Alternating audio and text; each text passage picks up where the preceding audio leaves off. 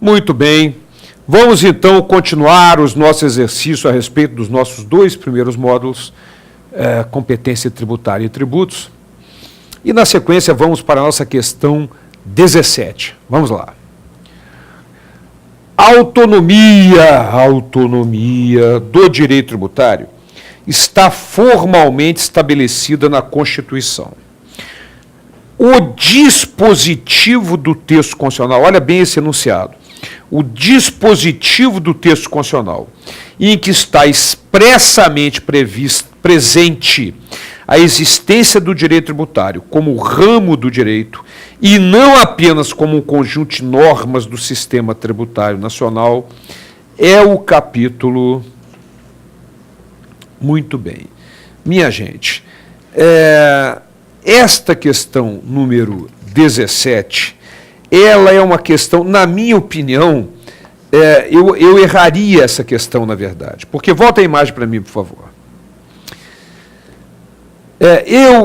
Quando eu li a questão, eu imaginei que ele estivesse se referindo ao artigo 24 da Constituição Federal, que determina que compete à União, Estados, Distrito Federal e municípios legislar concorrentemente sobre, inciso 1º, direito tributário. Então, o direito tributário é o único momento em que a expressão direito tributário aparece na Constituição Federal. Achei que, portanto, seria o artigo 24, e a resposta seria na parte do Poder Legislativo. Mas o gabarito da ESAF foi, vamos lá conhecer a questão. O gabarito foi letra A, do Sistema Tributário Nacional. Ok? Muito polêmica essa questão, porque, na verdade, o Sistema Tributário Nacional ele não trata da expressão direito tributário. O único momento em que aparece a expressão direito tributário é quando trata do artigo 24, que está dentro das competências do Poder Legislativo, cita lá expressamente o direito tributário como ramo autônomo do direito. No entanto, a resposta é Sistema Tributário Nacional e, portanto, sabemos que a ESAF assim considera e fim de papo. É dentro do Sistema Tributário Nacional. Essa é a resposta que tem que ser considerada nas próximas provas. Muito bem. Próxima questão. Vamos lá. Nossa questão número 18. Vamos lá. Avalie a correção das afirmações abaixo, atribuindo verdadeiro, falso, etc. Em seguida, marque a opção que contém a sequência correta. Primeiro, o CTN, embora tenha sido aprovado como lei ordinária, pode regular as matérias para as quais a Constituição, que lhe é posterior, passou a exigir lei complementar. Voltando para mim, minha gente, como é a historinha do nosso CTN? O nosso CTN foi publicado, Lei 5.172, em 1966, regulando o Sistema Tributário Nacional, uma lei ordinária. No entanto, a Constituição de 67, menos de um ano depois, exigiu que tal matéria, Sistema Tributário Nacional, fosse regulado por uma lei complementar. Só que não havia necessidade da publicação de uma nova lei complementar. Aquela lei ordinária tinha menos de um ano e regulava perfeitamente o Sistema Tributário Nacional. Então, o que aconteceu? Essa lei ordinária foi recepcionada, princípio da recepção, foi recepcionada pelo novo sistema constitucional, da Constituição de 67, com força de lei complementar. E hoje só pode ser alterada por lei complementar. Então, se o examinador perguntar se o Código Tributário Nacional foi publicado em 1966 como lei ordinária, hoje tem força de lei complementar, em função do princípio da recepção. Certo? Então, voltando lá para a nossa afirmativa, ele diz que o CTN, embora tenha sido aprovado como lei ordinária, pode regular as matérias. Sim, lógico, porque foi recepcionado como lei complementar pela Constituição de 67 e em seguida pela 88 depois. 2. Cabe à lei complementar federal em relação aos impostos em geral, como ICMS e ISS, a definição dos respectivos faturadores, base de cálculos e contribuintes. Voltando para mim, olha como essa questão é perguntada, minha gente. Funções da Lei Complementar Federal, artigo 146, inciso 3º da Constituição Federal. Cabe à Lei Complementar estabelecer normas gerais com relação a faturadores, base de cálculo, etc. Né? Então, a Lei Complementar, no caso do ICMS, é a Lei Complementar 87, só de curiosidade, de 96, e no caso do ISS, é a Lei Complementar 116 de 2003. Certo? Mas é uma função de lei complementar. Ok? Vamos adiante. Terceira afirmativa. Resolução do Senado Federal, obedecidas as condições constitucionais, poderá estabelecer para o ICMS as alíquotas aplicáveis às operações e prestações interestaduais e de exportação. Isso está no artigo 155, parágrafo 2º, inciso 4º da Constituição. Mas foi considerado pelo examinador como verdadeiro. Ok? No entanto, tem alguns erros aqui. Qual é o primeiro erro? Primeiro, não poderá estabelecer. O Senado Federal tem que estabelecer as alíquotas aplicáveis às operações interestaduais. Não é facultado. É facultado estabelecer máximo e mínimo para as alíquotas internas, de acordo com o artigo 155, parágrafo 2º, inciso 5º, alíneas A e B da Constituição Federal. Mas as alíquotas interestaduais não tem papo, é só, ele é obrigado a fixar. Portanto, na afirmativa 3, quando ele diz poderá estabelecer, já dá uma conotação meio errada, porque ele estabelecerá. Não é uma faculdade, é uma obrigatoriedade. Então, e mais um último detalhe, quando ele cita, isso aí já está correto, mas vamos lembrar, obedecidas às condições constitucionais.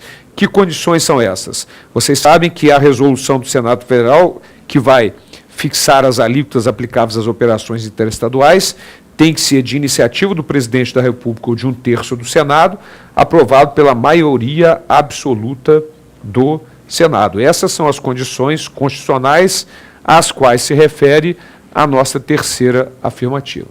Mas vamos ver lá o nosso gabarito, considerado gabarito correto, foi a letra, vamos lá, deixa eu passar ali um pouquinho para aparecer o gabarito, foi a letra A, verdadeiro, verdadeiro e verdadeiro. Muito embora saibamos que não é facultado ao Senado Federal fixar as alíquotas interestaduais.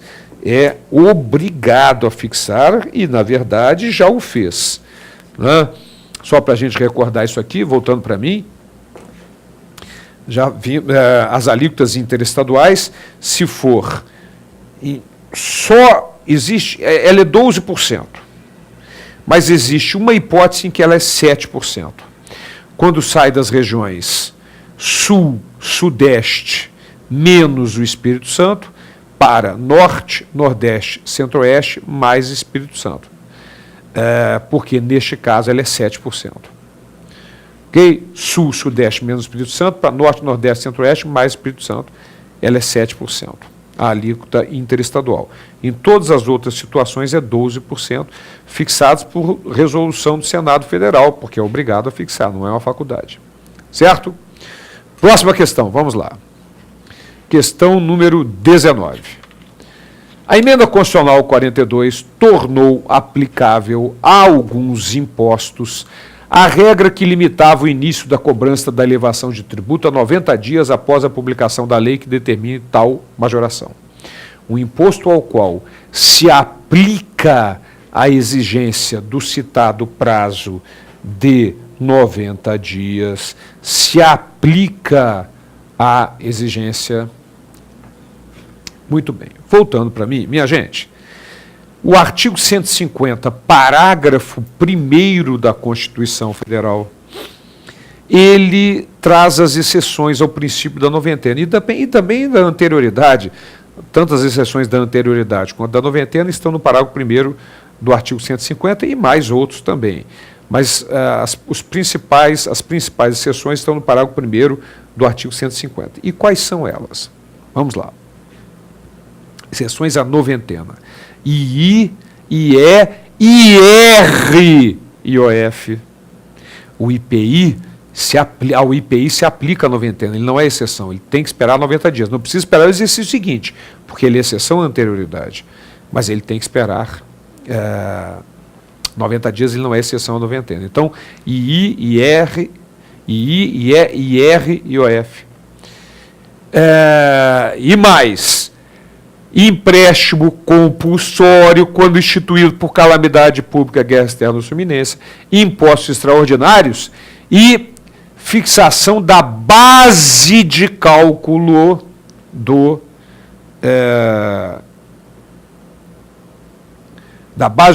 IPVA e do IPTU.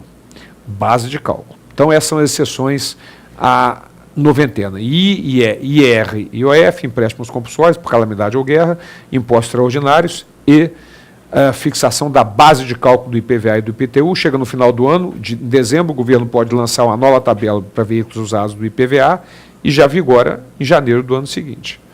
Não há necessidade de terem transcorrido os 90 dias da data da publicação. Legal? Então, este é o princípio, essas são as exceções à noventena. Portanto, a nossa resposta, vamos voltar para a questão, o único imposto ao qual se aplica é a letra B de bola, imposto sobre produtos industrializados. Voltando para mim um minutinho, eu quero chamar a atenção para um detalhe muito importante.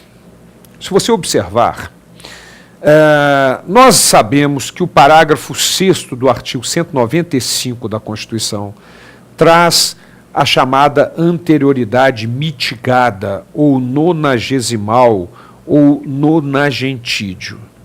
O que é anterioridade mitigada, nonagesimal ou nonagentídio? Aplicável apenas para as contribuições para a Seguridade Social do artigo 195. Determina que essas contribuições para a Seguridade Social não obedecem ao princípio da anterioridade. Podem ser cobradas no mesmo exercício, mas terão que ter transcorrido os 90 dias da data da publicação da lei. Maravilha!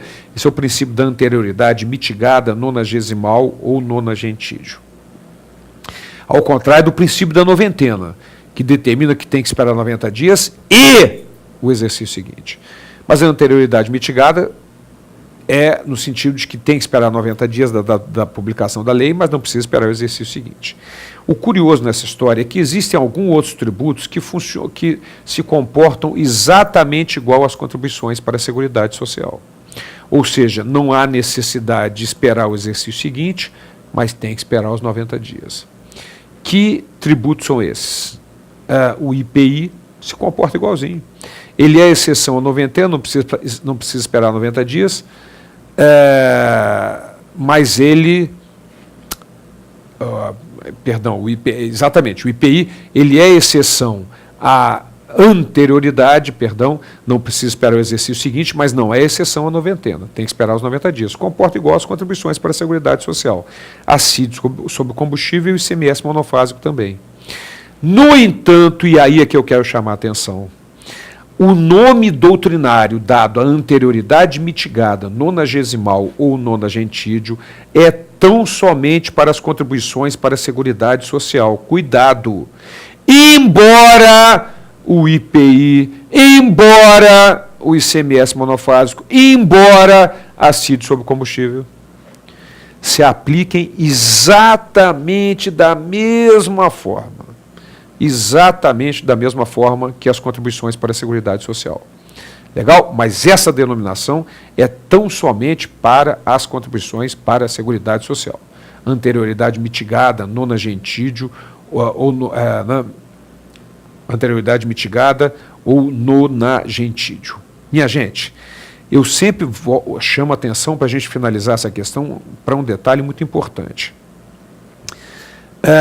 Estas denominações às quais eu estou me referindo, anterioridade, noventena, anterioridade mitigada, são denominações doutrinárias.